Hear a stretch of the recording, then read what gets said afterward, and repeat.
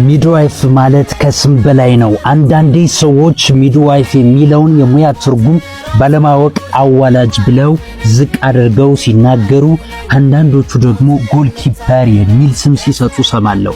ዛሬ ግን ይህን ስም መስጠት የእውቀት ማነስ መሆኑንና ሚድዋይፍ ማለት ምን እንደሆነ እነግራችኋለሁ። ሚድዋይፈሪ ማለት በዩኒቨርሲቲ ለረጅም ዓመታት የተጠና ሳይንስና ጥበብን የተዋደበት ሙያ ነው እንጂ አዋላጅ ብቻ አይደለም። እኛ የጽንስና የማህፀን ሕክምና ባለሙያዎች ነን። ድንገተኛ አደጋን ቀድመን የምንከላከል ሕይወት አዳኞች ነን። እናቶችን በስነ ልቦና የምንገነባ መካሪዎች ነን። ሙያውን ጎል ጠባቂ ያሉ መቀለድ ግን ሙያው የሚጠይቀውን ከፍተኛ ኃላፊነት ካለመረዳት የመጣ ነው። አዎ እኛ ሕይወት ጠባቂዎች ነን። ሞት ወደ እናቶችና ሕፃናት እንዳይመጣ ሌሊቱን ሙሉ ሳንተኛ የምንጋደል የሕይወት ጥበቃ ሰራተኞች ነን።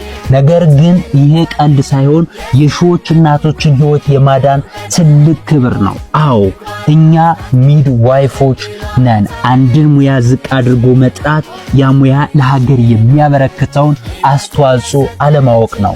ሚድዋይፍ በሌለበት ሀገር ሞት ይነግሳል። ስለዚህ ለሙያችን የምንሰጠው ክብር ለእናቶቻችን ሕይወት የምንሰጠው ክብር ነው።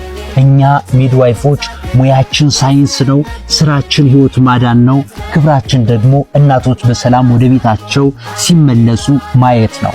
ለብዙ ሰዎች እንዲደርስ በማድረግ ግንዛቤ ንፍጠር። ኢትዮጵያ ሚድዋይፎችን እንደግፍ። እስኪ እናንተስ ምንድናችሁ?